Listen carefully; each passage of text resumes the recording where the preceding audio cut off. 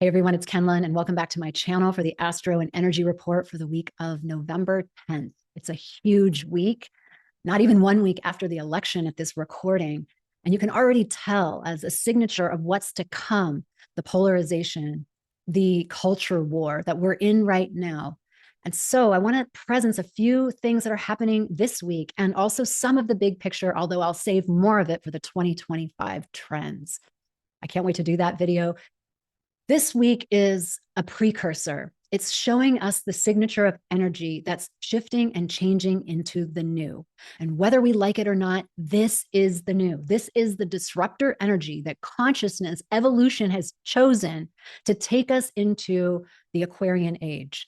Now, the Aquarian Age, that's the big event of 2024, happens officially once and for all on November 19th.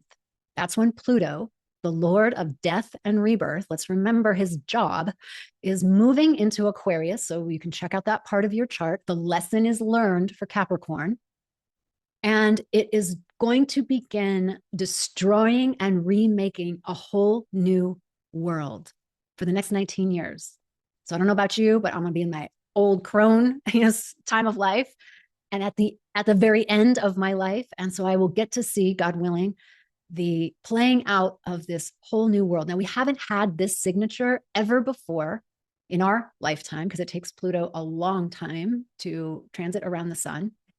And there's just so many other astrological pieces that even if we had experienced it, we haven't experienced all the configurations of the astrology that's coming together.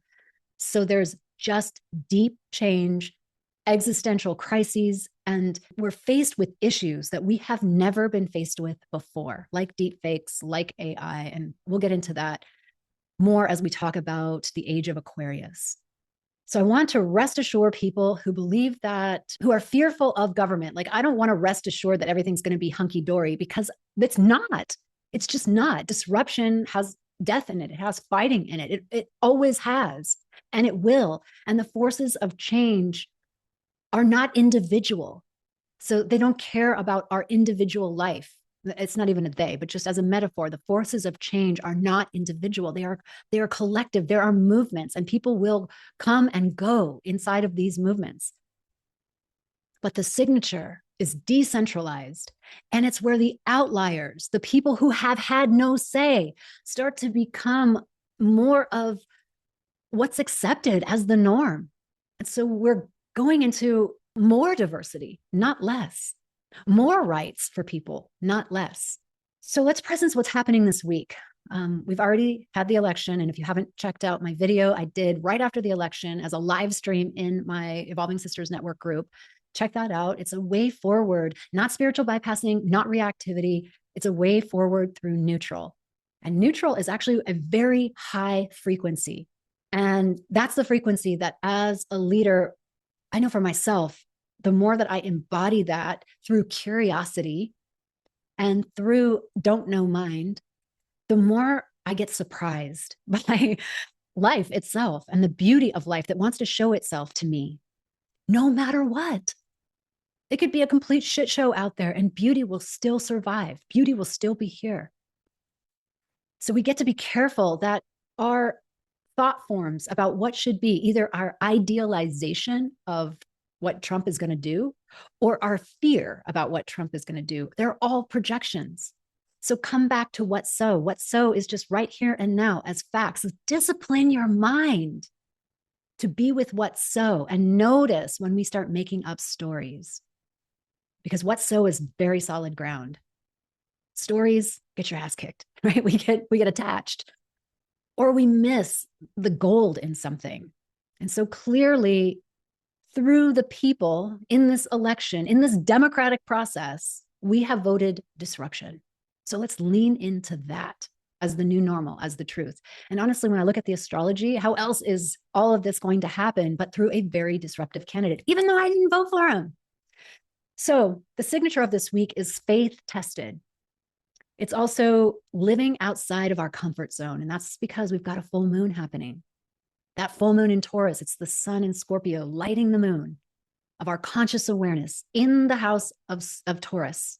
And Taurus is our embodiment here. our values, our money. What have we been doing for money? How have we been living?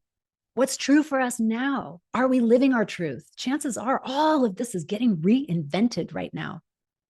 We've got around 7 celestial bodies either moving into retrograde or already retrograde. And so that's giving us this signature of realigning, reimagining, redoing, recalibrating, resting, and taking stock of who am I now? We are really different people. We're becoming different people. Your dharma is becoming clearer as the energy chisels away the parts of you, the parts of me that have already served and will not go forward. Even if you loved it, the game is not about your preference. The game is not about what you think. To be a priestess, to be a leader is to lean into what's so. That has been my huge practice over 25 plus years. It's been brutal because I had a lot of preferences or ways I thought it should be. And life is honorable through the people in my life, through my family, through my work, through my community, through you all. Life is honorable, chiseling away the beliefs that I can no longer hold on to, even if I liked them, and even if I wanted them, even if I thought they were good. It's time to let go of them. It's like when you write an essay and you have this line that you love in your writing and you're like, oh God, that's so clever. But then you go back and read it and you're like, ugh, that line doesn't fit. You can either ignore that or you can delete it. And I'm on the practice in my expression of leadership of deleting it. It's time to delete it. Even if you loved it, it's time to align with what's so. Because a clear-headed, neutral, feminine leader is powerful and is needed for the challenges that lie ahead. And I'm going to make a prediction and I'm going to make a stand that as the feminine, we're going to become more powerful. And even the notion of the feminine is going to shift. Because as I said, we're going into more diversity with Pluto in Aquarius. Pluto, the Lord of death and rebirth, is going to reinvent us in the philosophy of the Aquarian model. You know, it was in Capricorn, government, banking, structures, top down. Isn't it strange that now we're in the exact opposite mode? It's like, great, I'm glad you got that death and rebirth. And now we're in the energy of remaking who we think we are for each other, humanity, getting together. We're going to shift our alliances, our affiliations, our allegiances. And we're also going to receive more diversity because Aquarians are interested in equality, in everyone having a say. It's for the outliers. It's bottom up. It's you living in your township and having a say in your township or in your city. It's decentralized. So any movement of like even the concept of the federal government, that part of the disruption is to reinvent the federal government. You know, it's going to be a shit show, honestly. How can it not be? We have huge structures in place that are going to be dismantled. And we started to feel that in 2020. That created the tectonic shift that allowed this to happen. The dissatisfaction with the status quo happened over the last 4 years. So if you voted blue or you're really upset, I invite you to just shift your perspective a little bit. And I'm talking as a person who did vote blue. And I shared why on my video. I'm not going to go into that again. But you get to shift your perspective to a bigger perspective. No matter what, there's going to be problems. We live in that duality. And we're not here. We're not in the golden age. We're not. We're in the shit show before the golden age. And you and I said yes to it. So I think we can drop this attachment to how it was supposed to unfold. And if you were the ones who voted for this, as I mentioned, you can drop your idealization of what you of all the amazing things that are going to happen, because there's going to be amazing and not amazing. And we still have to stay vigilant and on guard because we have sovereignty and we cannot ever let that go. That's the lesson of the North Node in Aries. Now, I can't wait to do the video on the North Node in Pisces. That's happening. That shift is happening in January. I, for one, am so ready for that shift. I'm so over the North Node in Aries, having initiated something new, also our sovereignty, our leadership. Thank you, Goddess, and our right already. And the south node is Virgo. So I think we could be in for a renaissance in health. That's what part of the election mandate was. So let's see if that can happen. Hold space for the renaissance in health as the old structures get dismantled, get burned to the ground. And here's the deal. I get it that on a personal level, it's brutal because we'll know people who are experiencing a brutal life. Maybe it's us that will experience that. And at the same time, energy like this is evolutionary and collective. It doesn't care about the individual. It's not for the individual. Collective energy is not individual. Individuals come and go. We are iterations of consciousness in particularity. So keeping our third eye gaze on the big game as Yeshua in the story of the Christian story, and I don't believe in the master story, but in the story of Yeshua, of the Prince of Peace coming to earth as a stand for heaven on earth. That's the Pisces Virgo axis we're coming into. He never said that it was going to be manifest in 3D. In fact, when people said, you are here to overturn the Roman rule, he said, no, the kingdom of God is inside. He came here to overturn our hearts and orient us to something else, even in the midst of intense persecution. And in fact, Roman rule lasted hundreds of years more until it made Christianity a part of the official religion. And now we're actually living in that as the master story, living in that paradigm. Do you see like how far reaching those ripple effects were? And yet the impact of that Piscean teacher who came to spread the gospel of love still exists. So we're going to coexist. We're going to be outside of our comfort zone, as I said, and we're going to have to coexist into this both and world. It's a very mature place to be. All right, so let's presence a couple things. Full moon, as I said, November 15th in Taurus, opposite Scorpio. On that same day, Saturn is stationing direct at 13 degrees of Pisces.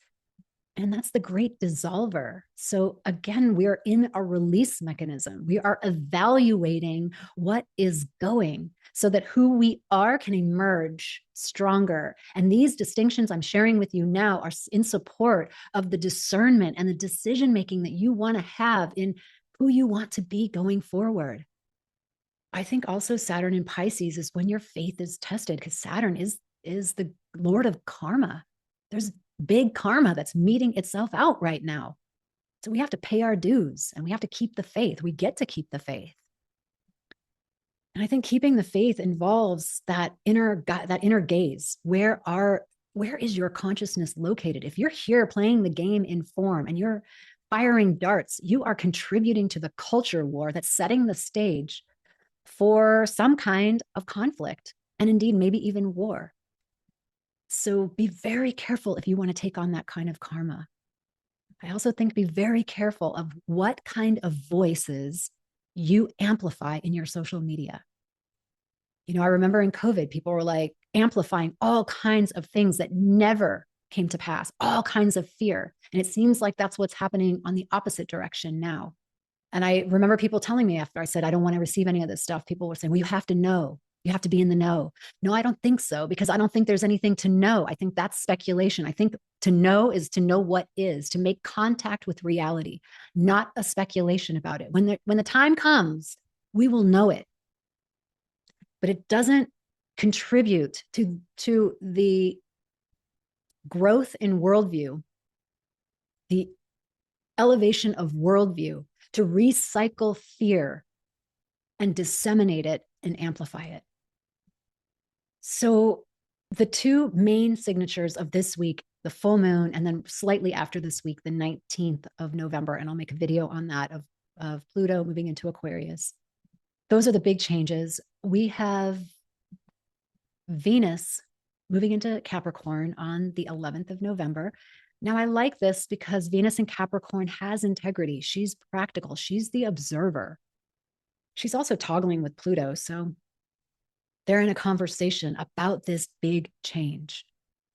And feminine leadership, as represented by Venus, she's getting the codes of who we get to be moving into a new era.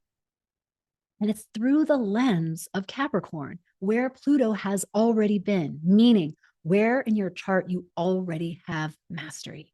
I think that's really beautiful. So amplify what you have learned from 2020 and bring that teaching and learning into now. We have, as I mentioned, almost 7 planets, celestial bodies moving into retrograde. We've got Mars and Mercury stationing retrograde. We have Jupiter in Gemini retrograde. We have Saturn in Pisces, and that's going direct on the full moon.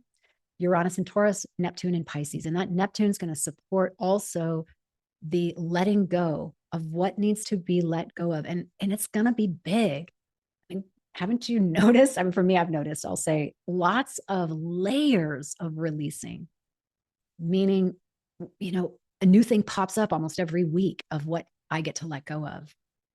And what I mean by that is also the attachments that I have. Now, this is the core of a mature spiritual practice, and I have been practicing it for over 2 decades, and it's been brutal. It's been hard. And that is giving up my attachments. And so in this signature, we're being asked to see where we're attached and allow that to go. Even if you loved it, even if you thought it was genius, even if, like I said, if you're a writer and you're writing this incredible piece and you came up with this line that was so cool and you love this line, but then you go back and read it and you realize that line doesn't really fit in and it's got to go. And either you keep it because you're so attached to it, or you let it go because it doesn't serve the whole of the structure of what you are trying to communicate.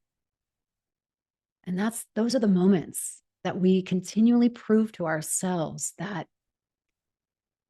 there's something more important than our preferences, that we're willing to lean into what's so. It's a muscle that we develop in small ways every day. Every day there's just stuff, right? That it doesn't go your way. I'm putting energy into something very big. And yesterday I saw that the way I want it is not going to happen.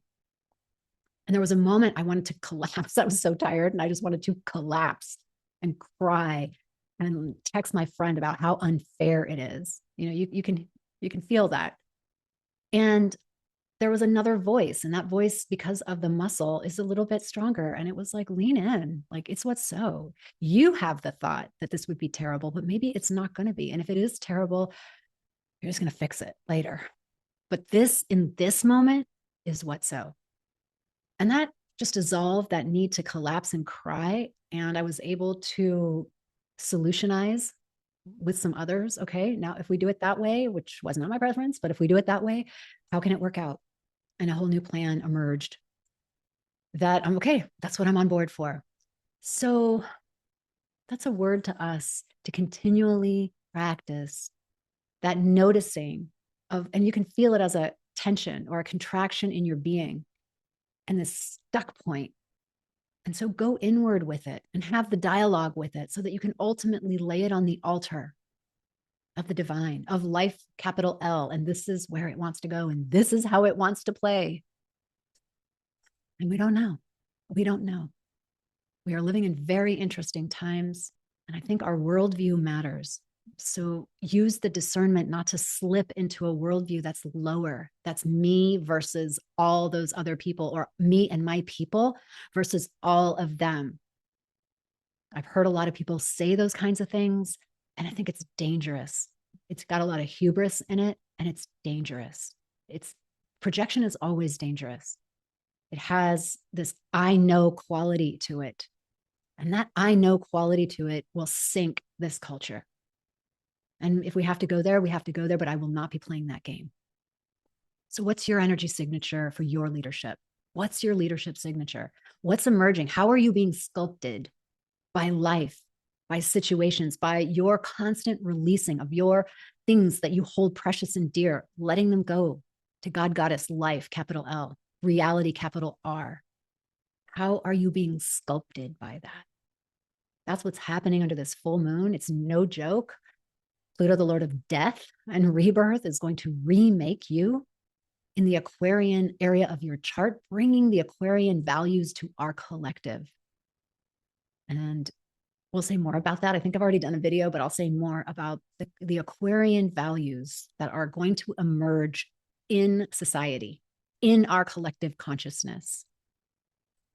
And so here we are on really the beginning of a new energy signature that will take root in 2025 and set us on an entirely new course. So let us, with humility and with grace, shed the old, kiss it goodbye. It served us really well in all of its beautiful ways. And no matter what happens, beauty survives, beauty lives. There's always beauty.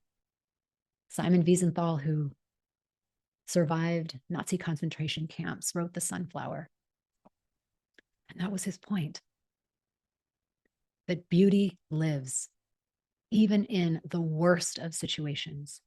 So orient your drishti, your third eye, your inner sight, orient it there. And move through life as a statement of beauty for the benefit of all beings. And so it is, and I'll see you on the next video.